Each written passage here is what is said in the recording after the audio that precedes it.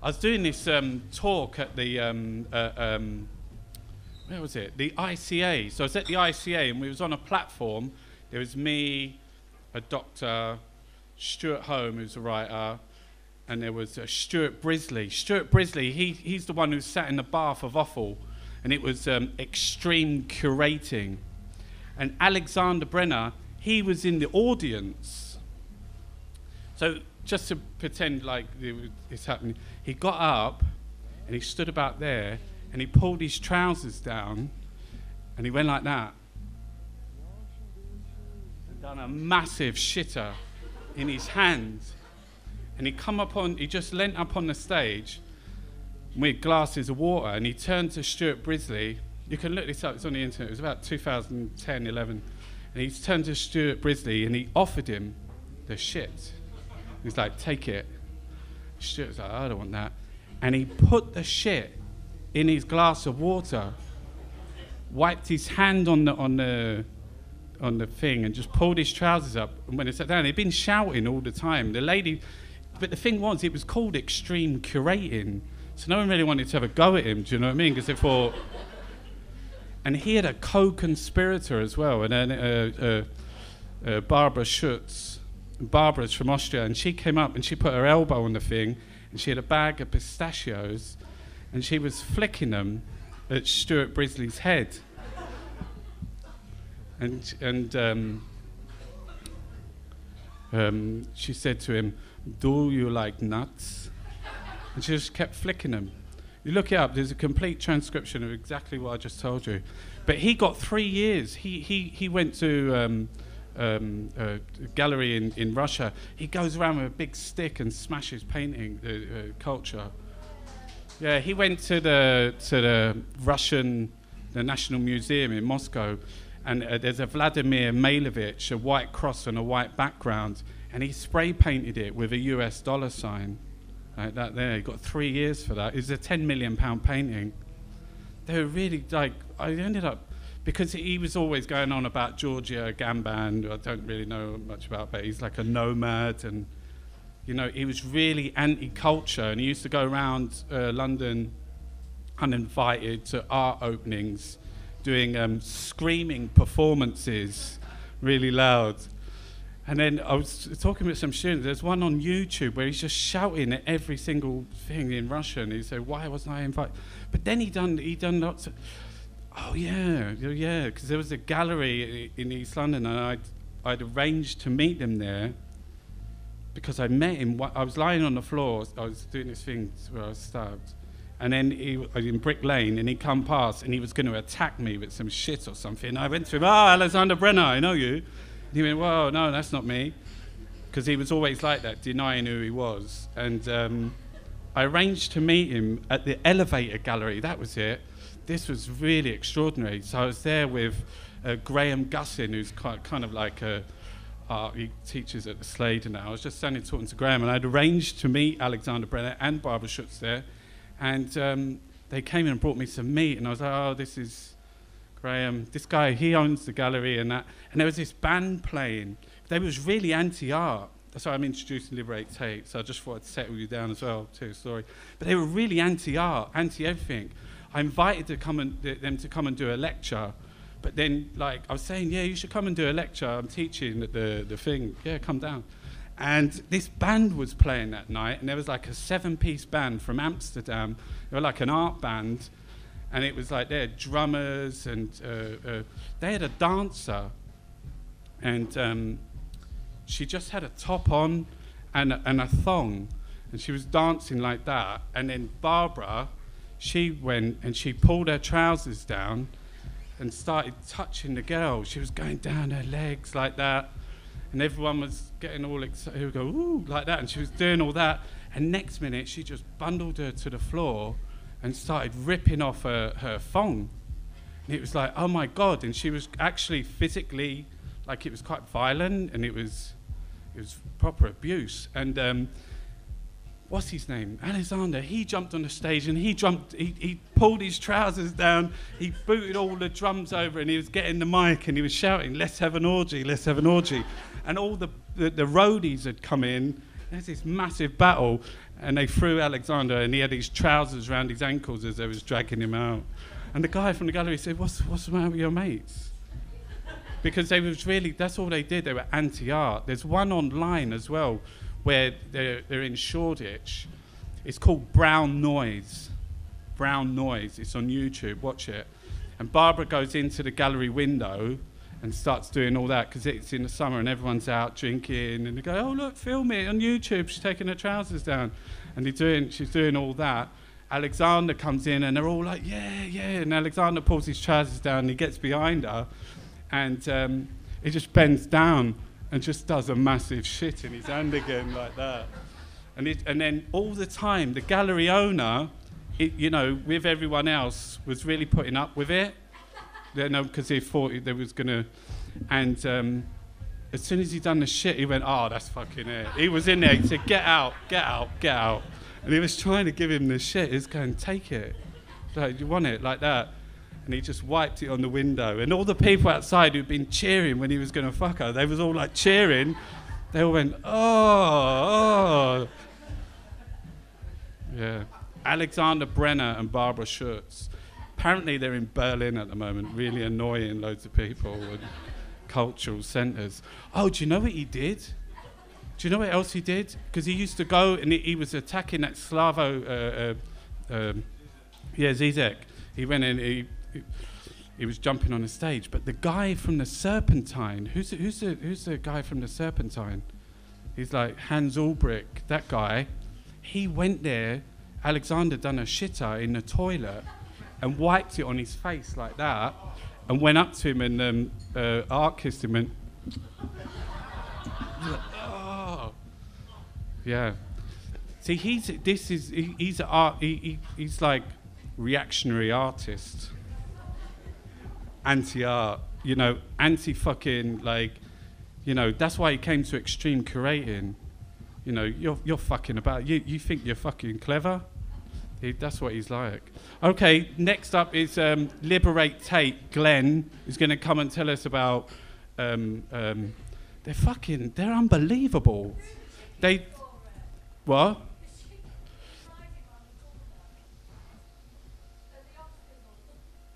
Oh, no.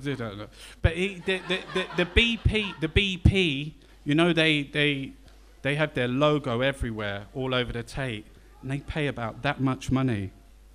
Like, compare, what the fuck's that about? Glenn's going to tell us. Good evening, everybody. So, culture is not your friend when the public's collection of British art has been hijacked by an oil company. Our collection of modern and contemporary art, our collection, has been hijacked by an oil company. So I'm going to talk to you a little bit about Liberate Tate, our work, a little bit about art and activism and the issue. Liberate Tate is an art collective. Somebody said we throw all around. I'll talk about that in a minute. We're kind of interested in the role of creative intervention in social change. That's our thing. And we focus on Tate and its sponsorship deal with BP. And we take the view, it's often seen that if a company supports a gallery through sponsorship, that it's the company that's supporting the institution. We think that's completely the wrong way to see it, and Tate, in this instance, is supporting BP. That's the only way to see it, especially as Mark said, that the money they give is absolutely nothing for the benefit they get. So I want to talk a little bit about the story of why BP got there and some of the things that we've done about it. So we live in the age of blockbusters, don't we? These big named artists, and the reason is, of course, is that they bring in the punters. They're immensely popular. People can actually pay for them. At least some people can pay for them, and companies are interested because it gives them a lot of visibility. So they're kind of cash cows for public institutions as well. So although public art galleries are actually free and have been for some time, this culture of blockbusters exists. But when Nick Sirota took over the Tate Gallery in the late 80s, he had quite a ruse. He had a problem. He had a load of British art, and he had Tate Britain, then called Tate Gallery. But he had a permanent collection And his creativity brought him to the idea that why don't we keep changing it around so that it's a permanent, temporary exhibition. And that in itself will prove to be attractive for a sponsor. And so they went out and got that sponsor, and that sponsor was BP. So British Petroleum, as was then, became supported by Tate in 1990, way back when. So let's do a little poll of the room. How many of you have been to either Tate Britain or Tate Modern, show your hands, in the last, say, 3 years? Well, that is nearly the whole room. So we're not suggesting, boycott the place. We're actually suggesting that it's our institution, and shouldn't we go and enjoy it? Of course we should. But to visit the Tate is to be made complicit, of course, in the acts of BP, in the violence that they perpetuate. So another way of looking at it is really that Tate is holding back the assault that we need to make on accelerating climate change. And unfortunately, I certainly feel when I go to the Tate that I would like to visit there without being made complicit in the human rights abuses of BP, and also in the trashing of the environment that they're so involved in. BP is actually if you look at all the CO2 emissions in the atmosphere, it's the third most responsible company in the world for emissions. And I'm going to touch on that in a little bit.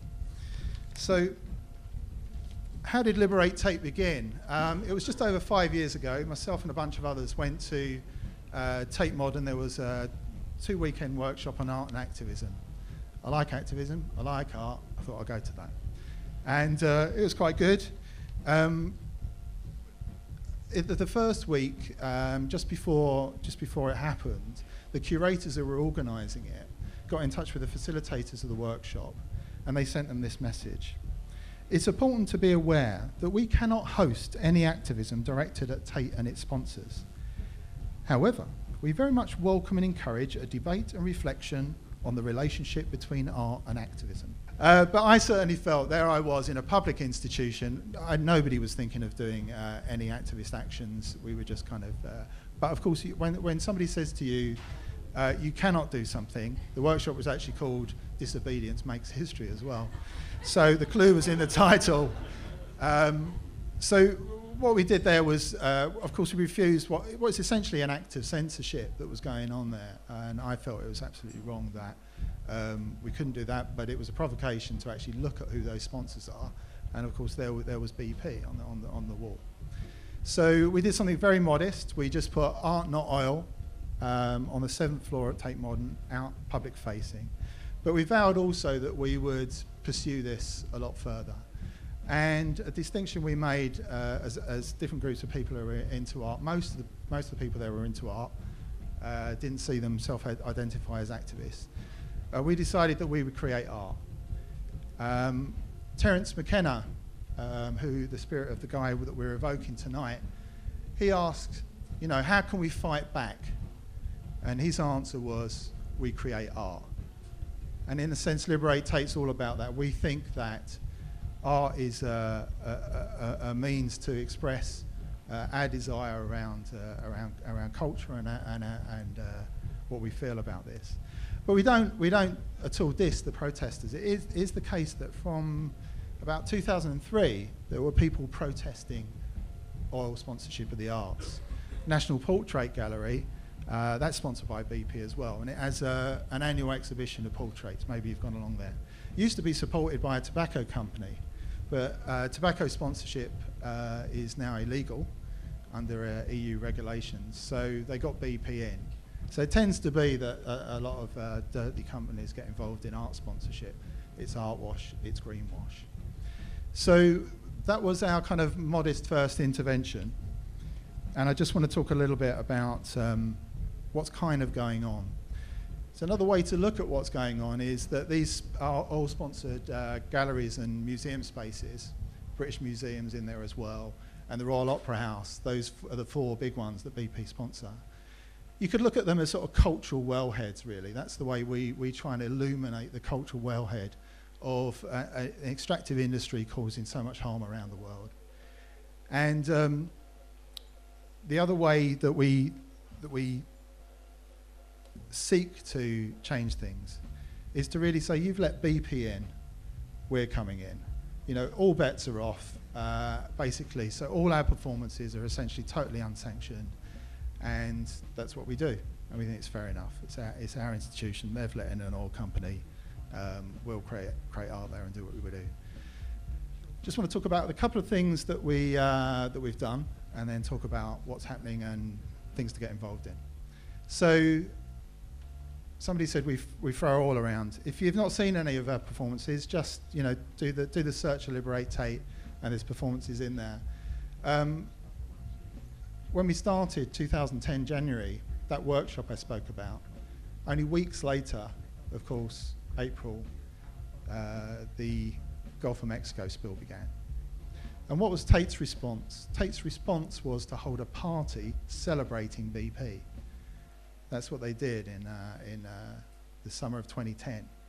So we went down with some huge barrels of oil-like substance. Some of you might be familiar. If you ever want to do an oil-like substance kind of thing, molasses is the material you really, really want.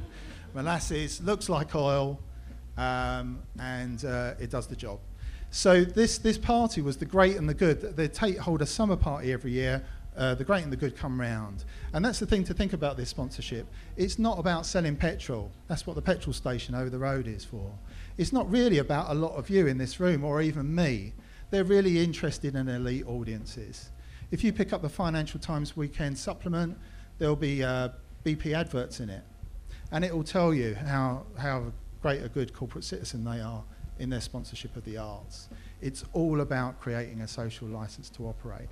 And so when that party happened on the outside, we actually did a massive oil spill so that every guest had to walk through what was molasses, an oil slick. And inside, go watch the video, it's absolutely fantastic. Two women took in big bouffant skirts, and underneath those skirts they had plastic sacks, and in the middle of the canapes they slashed the bags and had a little oil spill inside. And it's very, very special. It's called License to Spill, and the women inside the gallery did an absolutely fantastic job. So we've been trying to create pressure, and through our performances kind of talk about and speak to and reference some of the things going on. What happened is that in 2011 they produced another contract. So they rushed through another contract because they could see the pressure happening, and there was another 5-year contract. So we knew we had to do something.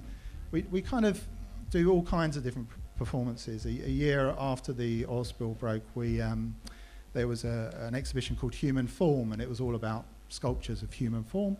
And one of us laid down in Tate Britain. We poured oil over them and left them there for 87 minutes, a minute for every day that the oil had spilled in the Gulf. So a lot of our performances are confrontational, some are quite calm. But we knew that we needed to do something special when that new deal happened to raise the ante again. So we did a performance called The Gift. And in The Gift, we took a 1.5 ton, 17 metre wind turbine blade into the turbine hall at Tate Modern. And that video's online. It's called The Gift because when we did that, I don't know if any of you have ever taken a 1.5 ton, 17 metre turbine blade. We had to cut it up into 3 pieces, get it in, and then we reassembled, and we were there for a couple of hours assembling it there. The police came down. But we were able to tell the police that this was a gift to the nation, and under the Museum and Galleries Act of 1992, you can actually donate artworks, and that was our donation. And one of the reasons we did that was it's the Tate board that have to decide whether gift to the nation are accepted or not. So it was a piece also about making sure that the issue went straight to the board table. Strangely, they didn't accept the gift, and never mind. So I just want to talk about a couple of quick performances and then a little bit about what's going on. One thing about the board of Tate, if you didn't know, it's chaired by, anybody know? Yeah, he used to work for BP. So the chair of Tate is the former chair and CEO of BP, Lord John Brown. Culture is not your friend. when one of the guys who's responsible for fracking in this country is in charge of the decision as to whether or not BP sponsorship is taken up. And of course, whether BP sponsorship is taken up again is a reflection on his time as CEO. And so the whole thing, when you look at the governance structure, absolutely stinks. And that's why, you know, culture's not your friend, and culture is not your friend if you're one of the First Nations communities who are impacted by tar sands in Canada. And we spend a lot of time working through Groups with Platform and so on, allowing different communities to express their disgust about why it is that British culture is taking away their land, their culture, their need to have their environment protected for future generations. So when you think about Tate, the other thing that really stinks as far as I'm concerned is that Tate has a vision of sustainability. One of its 4 big visions is sustainability. And I just want to read you a quick thing about what it says about that, if I can find it.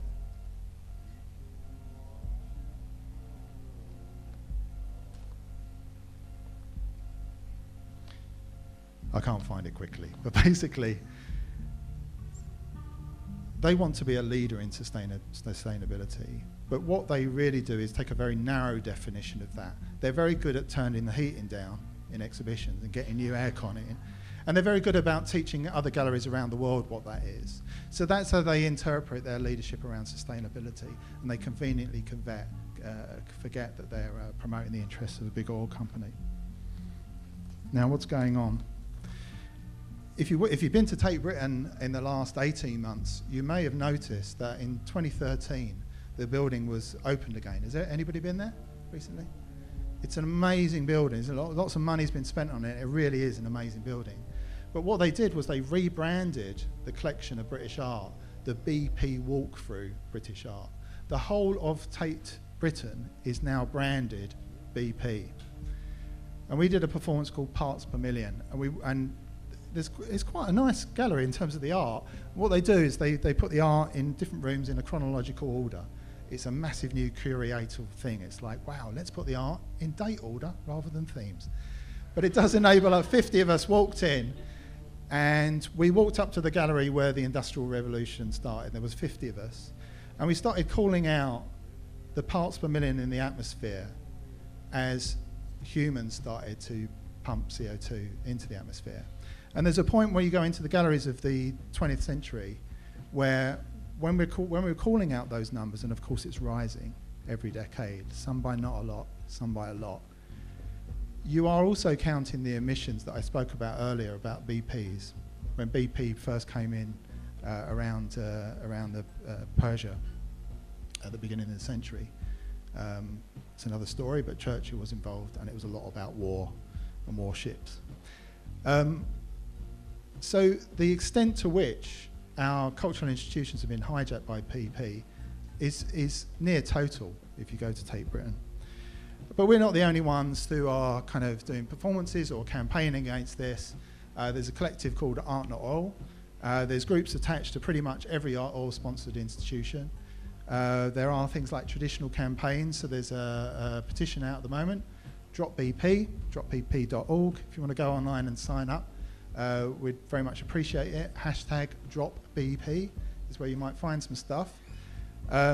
If you sign up, you can tell us to never be in touch with you again, or you might hear of some other things later in the year. There's a big climate change march and rally, I think 7th of March. Planning to go? Are you going to pay the police? Pay the police? It's Liberate Tate are a part of a coalition called Art Not Oil, and Art Not Oil has got a block on that march. Yeah, so I think they're after a lot of voluntary stewards. I don't know if any of you heard about this, but there's not a very good thing happening right now about the police withdrawing. Yeah. And I'm certainly not going to pay the police. At the end of that, there'll be the normal thing that happens at marches and protests, a load of speeches at the end, which are actually near Parliament, and people are going to walk down to Tate Britain and protest BP sponsorship there. So as Liberate Tate, I hope you found that a little bit illuminating. Do find out more, do get involved, and there's something about our public institutions I think we should care about. And if you care about art and you care about public institutions and all the other things that no doubt you do, and you're interested in this, please do get involved in every way you want. Get in touch with us about being part of a performance. Do your own thing. Next time you go, make sure you just fill in those feedback forms. Write a letter tomorrow. Do whatever you wish to do. But let's make sure that culture not being our friend doesn't remain the way things are right at the heart of the institutions of British culture. Thanks very much.